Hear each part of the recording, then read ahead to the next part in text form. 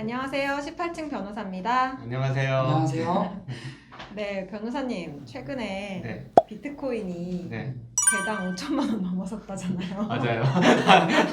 얼마 전까지만 해도 네. 제가 이거 괜찮나 그랬었는데 5천만 원이 넘었더라고요. 얼마 전에 또 일론 머스크 형님이 또 네. 이번에 또 비트코인 15억 달러 매입했다고 하더라고요. 그리고 뭐 앞으로 차량 결제에도 사용할 수 있다 이렇게 돼서 진짜 많이 올랐던 것 화폐처럼 같아요. 사용할 수 예, 있네요. 맞습니다. 예. 그리고 그 이후로 이제 국제 금융 회사들 네. 자기네 결제 수단으로 쓰겠다는 얘기도 나오고, 예전에는 저게 그냥 애들 장난 또는 뭐 이렇게 투기 이런 네. 쪽이었다면은 정말 결제 수단으로 네. 활용이 될 수 있는 가능성을 계속 보여주고 있는 게 아닌가 예. 하는 생각이 들어요. 심지어 미국 플로리다주 마이애미시에서는 네. 비트코인으로 세금도 낼 수 있게 하겠다고 선언했대요. 야, 이제 거의 뭐 국가에서도 인정한다는 네, 뜻이잖아요. 가장 네. 보수적인 곳이죠. 그렇죠. 세금을 받는다는 건 가장 보수적으로 네. 판단한다는 건데 거기서도 받겠다. 자산의 얘기를 가치로 인정을 하는 인정을 거예요. 했다. 변호사님, 그러면 네, 비트코인으로 양도 차익이 발생했을 때는 네. 세금이 부과가 안 되나요? 지금까지는 안 됐어요. 안 어. 돼가지고 이걸 세금을 내야 된다, 말아야 된다 계속 얘기가 많았었는데 결과적으로는 지금까지는 안 됐습니다.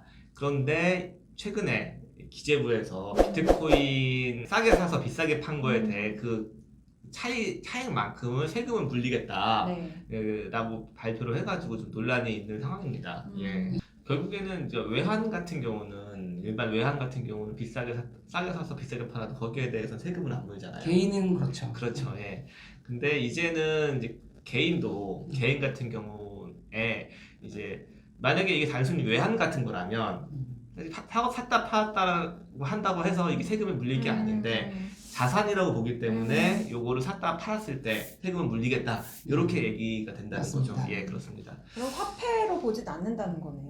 그런 상황인 것 같아요. 그런 이제 샀다 팔 때 그 차익이 발생하는 거에 대해서는 적어도 자산으로 보겠다 이런 뜻인 것 같습니다. 제가 이거 자세하게 또 봤는데 제 관심이 좀 있어서 네. 물론 제 비트코인은 아직 안 사서 사실 그렇게 공부를 많이 하고 살려고 했는데 관심만 있었어요. 갑자기 이렇게 하는 게 관심만 있어서 허탈하긴 한데 어쨌든 제가 쓴 칼럼을 보시면 제가 비트코인에 대해서 쓴 것도 있어요. 사실 예전에 벌써 한 2년 전쯤에 비트코인에 세금을 내게 해야 된다라는 내용의 칼럼을 쓴 적이 있습니다. 근데 그때부터 제가 비트코인에 관심을 꾹 주시해 왔었거든요. 근데 결과적으로 이렇게 됐습니다. 예.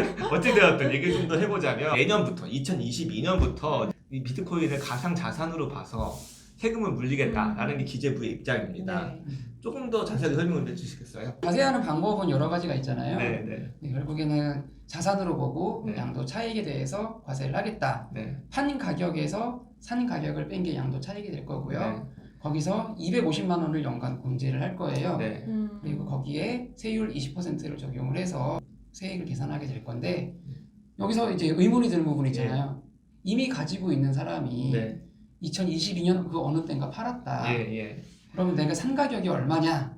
그래서 애매하겠네요. 이게 제일 예. 애매할 수가 있는데 네. 그 부분은 2021년 말 기준으로 환산을 하게 될 거예요. 네. 그때 시가로 22년 1월 1일에 취득한 걸로 보고 네. 그리고 양도 차익을 계산하게 될 거라고 합니다. 지금 말씀하신 것 중에서 판 가격에서 250만 원을 뺀다는 얘기는 그러니까 만약에 차액이 250만 원이 안 된다면 세금이 안 나온다는 말씀이신 거죠? 그렇죠. 네, 근데 알겠습니다. 비트코인 가격의 상승세를 볼 때 250만 원 공제는 굉장히 적네요. 그쵸. 거의 뭐 네. 사실 소액만 봐주겠다 뭐 이런 네. 얘기에 가까운 거고요. 그러다 보니까 요새 또 그러니까 비교가 되는 게 있어요. 주식과 관련해서 주식의 양도 차익에 대해서는 꽤 많이 공제가 넓어요. 5천만 원, 네. 5천만 원 정도까지 공제가 되니까 좀 비트코인 투자자들 사이에서는 볼멘 소리가 나올 수밖에 없는 거예요. 주식이나 비트코인이나 둘 다 결과적으로 똑같은 양도 차익인데 어디에다가는 5천만 원을 빼주고 어디다가는 250만 원을 빼주고 이거는 좀 차별이다. 공평과세에 어긋난다. 네, 그렇죠. 그리고 또 사실 주식이랑 이 비트코인이랑 차이점이 또 있어요. 주식 같은 경우는 이렇습니다. 그러니까 올해 제가 1억의 손실을 봤어요. 그 다음에 또 5년간 1억 이상 수익을 내지 않으면 세금을 물리지 않아요. 그러니까 뭐 결손이 2월 되는 개념. 그렇죠. 그러면은 예. 이거 제가 제일 궁금한 게 예. 이 과세 세원 포착이 예. 잘 이루어질 수가 있을지 그렇죠. 그래서 신고를 자진해서 하면 당연히 그렇죠. 알 수 있는데요. 그렇죠. 신고를 안 하면 모르지 않을까요? 예를 들어서 국내 이제 가상거래 그 거래소에서 네. 실명 거래를 하게 되면 포착이 되겠죠. 그거는 네. 100% 포착이 될 거고, 그거에 대해서 신고 의무를 또 만들어 놨어요. 이번에 네. 보니까 거래소에서 이제 매년 이제 신고 뭐 거래 내역이 있는 것들 다 내라라는 것도 됐기 때문에 국내 거래소에서 할 경우에 대해서는 사실상 이제 포착이 되겠죠. 네. 그런데 과연 그렇게 될까요? 안 될 것 같은데요. 네. 제가 보기에는. 왜냐하면은 네. 주식이나 이런 거래소 거래는 예. 일단은 우리나라는 그 한국 거래소가 있고 예. 국가에서 하는, 그리고 증권사를 엄격한 심사를 통해서 네. 증권사를 선정을 하고 네. 그 선정된 증권사에서만 개인들이 거래를 할 수가 있기 때문에 예. 상장 주식이 어디 다른 데로 빠져나갈 여지가 거의 없어요. 네.